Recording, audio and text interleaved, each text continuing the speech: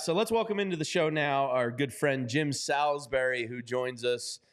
Jim, last night went from a potentially frustrating loss where I was screaming for robo-umps in my basement, or at least a challenge system, to forgetting all about the game and now just worried about Bryce Harper's hamstring. I don't see any situation he's not on the IL here. What's next internally? Yeah, it actually wasn't a frustrating loss. That was a game they should have won. Oh, yeah. I mean, they got sloppy. It was a missed call by the umpire. It cost Zach Wheeler a win, and then it went from bad to worse when you see your best player grab his hamstring. You see Schwarber go out of the lineup, who's done a really good job leading off for this club. So two potentially significant injuries. I think we're all a little more optimistic that Schwarber might not be serious, but Harper's undergoing tests today to see what things look like with that left hamstring, and just the way he described it and the suddenness with which he grabbed that area. It really told you that it was an acute issue, maybe a pop. He certainly felt something in the moment. And that's never good news. And I agree with you. I would have a difficult time believing he doesn't end up on the IL. I don't even want to think how long he could be out, but I think they're going to be without him because I tend to, I've seen this before. They err on the side of caution, even for something minor. So you could be without him for several weeks. I think that would be a very positive if it's only a handful of weeks or a month. So under the assumption that there's at least one IL stint coming, and it likely being Bryce Harper, to you, who would be the next man up? Who would be the call up if you were making the call? Oh, so you're just talking the roster spot? Yes. Well, I think they could activate Clemens from the IL and from his rehab stint and bring him. If they need two people, you could see Rojas come back pretty quickly. I think he's done a pretty good job since going down. You could see a guy like Wes Wilson come, but I tend to think Clemens might, be the guy in the short. Derek Hall could be in play at first base. He hasn't had a Derek Hall type minor league production season. He hit a home run last night. He did a pretty good job filling in for Harper in 2022. He filled in at first base, if you remember a little bit. Yeah. And played some first, hit some home runs. I think he hit like 9 home runs. So he could be in play. I don't know which way they're going to go, but Clemens has been a pretty good contributor this season for this club. In terms of, maybe plugging at first base with some type of a platoon, but they could need another spot as well if Schwarber needs time. So, Jim, luckily they only lose defensively one player if both guys go on the IL here. First base, is it fair to think we're going to see Alec Bohm versus left-handed pitching there and maybe Cody Clemens or Derek Hall versus righties? Is it going to be a true platoon at first? Is that what you see going forward? That's kind of the feel I would get, just because of the personnel you have and the track record. I mean, you could see Merrifield get some ABs against left-handers, maybe as a way to get him going, get him some more reps. He's got to give you something. It's getting to be that time where you got to get something out of him. Eventually, you're going to have to make a call on him if he's going to be around for the long term. Once you get to October, you need to put the best players on the field. So maybe some at bats would help him. But yeah, I kind of see a platoon. I think Alec Bohm could go over there, and I think you could see maybe some Sosa at third base. There's a guy on the 40 named Buddy Kennedy who's been raking up at Lehigh since they picked him up in a small trade. Maybe he could be part of a platoon, play some third base. You could see Clemens over there against righties. So I would think it would myself or Hall, it would be some type of a platoon. Rob Thompson's going to have to do some juggling, and they're going to have their antennae out for the hot hand, because I think that is very important when you're trying to show the resilience they have in overcoming injuries, you tend to ride the hot hand. And the hot hand deserves to play.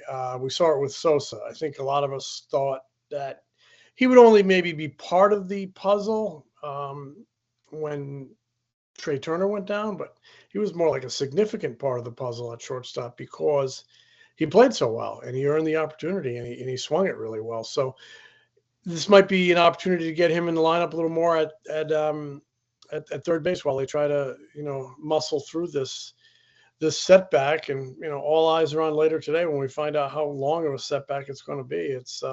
It's too bad. As you guys were saying, he's probably looking at his second consecutive player of the month, Bryce Harper. We're looking at going to the All-Star game for the first time as a Philly.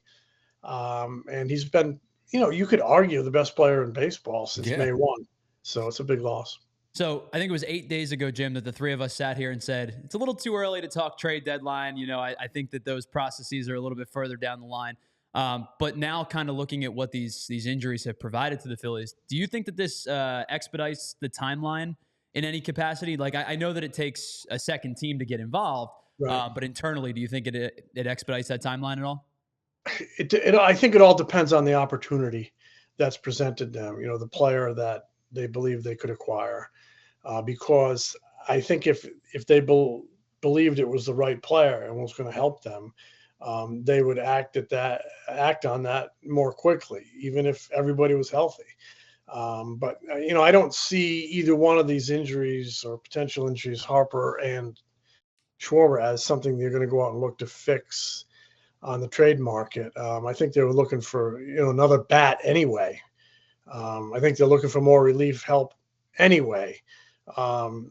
If maybe there's an area that they feel they need to include in the list of potential trade deadline additions, upgrades, might be starting pitching. I mean, they've lost 2 starters this week. I know they're the back end, but they've lost 2 starters. And that eats away at your depth, and depth is obviously crucial. They're going to insert Michael Marcato into the rotation. So, I mean, he's a depth piece from AAA that's going to come up. I don't know if they could skip his turn on Monday because of the off day, but eventually here in the short term, he's going to need to be in there. And, I know Tyler Phillips has thrown pretty well, local guy down at Lehigh Valley. Colby Allard's there. He's on the 40, pitched better lately after a rough start. David Buchanan, all those are depth pieces, and now you're into that depth. So they may have added, starting pitching depth to their potential trade discussions that they're currently having, and I'm sure they've been having for weeks. But I don't know that it makes you put the pedal to the metal on another hitter, because I think they needed one anyway. Yeah, I'm a big Luis Robert guy. I'm not going to shut up about him until for 32 more days, Jim. So you're going to have to deal with that. I'm sorry. So Michael Marcato, you have to give up a lot. You're going to have to give up a lot to get Luis Robert, and you're going to have to hope he stays on the field.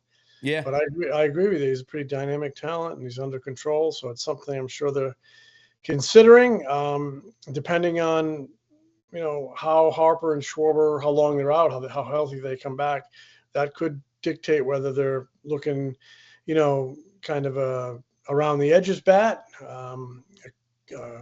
complimentary bat, or a stud bat like him. Yeah, Michael Marcato has a pretty huge opportunity here. We just went through the schedule.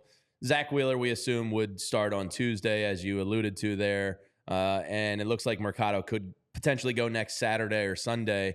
Now, right before his call-up, Jim, he was stretched out to 91 pitches, I believe it was. Is this something where he's going to be a 3-4 inning guy and you're going to have a little bit of a piggyback situation? Obviously, it depends on the results, but what can we kind of expect from Michael Marcato's starts? He gave him 6 innings his last start, which was at AAA. Basically, he's averaged 5 innings, just under 5 innings to start at AAA. So I'm thinking if you can get 5 good ones out of him, I'm on the phone to the bullpen. You get him some run support and 5 good ones, I'm shaking his hand. If maybe he can inch towards 6, I might give him a high five too. So I'm not expecting a ton, but get me through 5, kid. This is an opportunity you've been waiting for. He's got a good arm. He's overcome a serious injury. It's a really good story, and it becomes a better story if he becomes a strong contributor. I mean, when you have injuries, it creates opportunities for other guys to make a name for themselves. I remember in 07, Kyle Kendrick came up from Double-A as an emergency start. Was only supposed to stay one start and then go back to Double-A. And he ended up winning like 21 games over 2 years for them.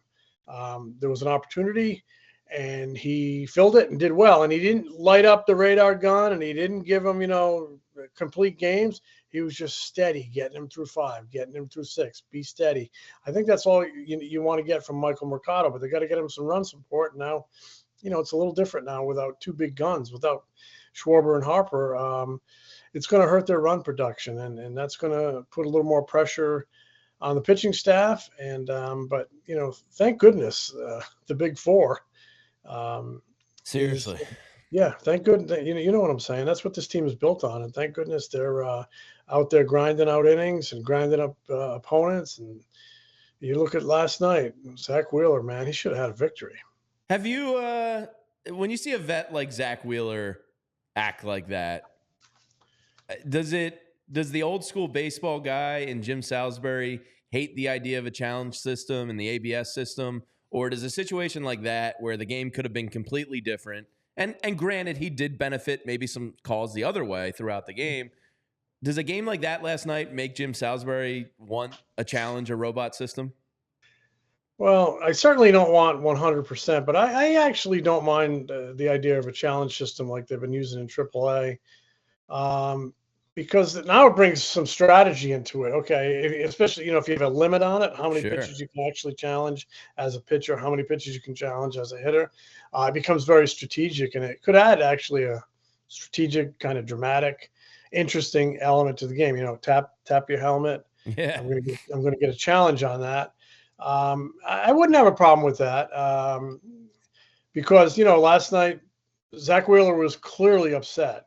He walked off the mound. He barked a little bit at the umpire. Definitely let the umpire know he wasn't happy, and he shouldn't have been. That was one pitch can really change the complexion of a ball game, and everybody wants to have it right. I think the umpires want to have the call right. The teams want to have the call right. The fans want to have the call right.